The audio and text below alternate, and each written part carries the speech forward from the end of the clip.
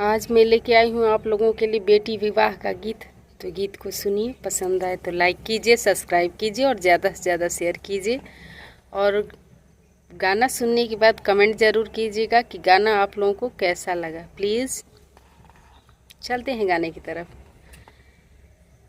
जेही दिन ये बेटी तोहारो जनम भैले, जेही दिन ये बेटी तोहारो जनम भैले, भैली भदौआ के रात, भैली भदौआ के रात, सासु ननद घरे दियानो न बारे, सासु ननद घरे दियानो न बारे, अरे सैया मोरे सुतेले दुआर, अरे सैया मोरे सुतेले दुआर।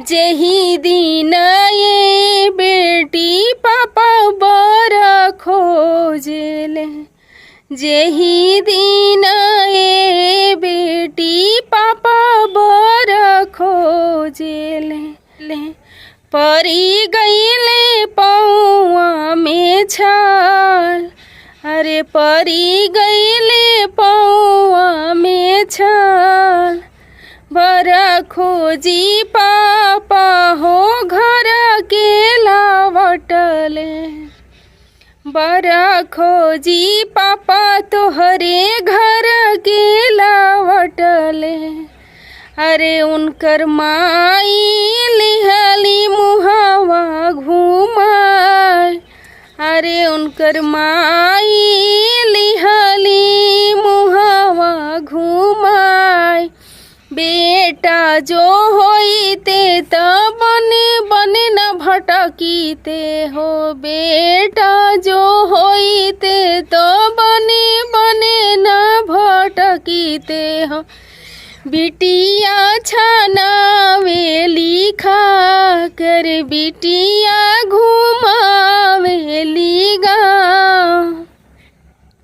जही दिन ये बेटी तोहरो जनम भैले, जाही दिन ये बेटी तोहरो जनम भैले, भैली भदौआ के राती, भैली भदौआ के राती। तो कमेंट ज़रूर कीजिएगा कि आप लोगों को ये बेटी का विवाह गीत कैसा लगा।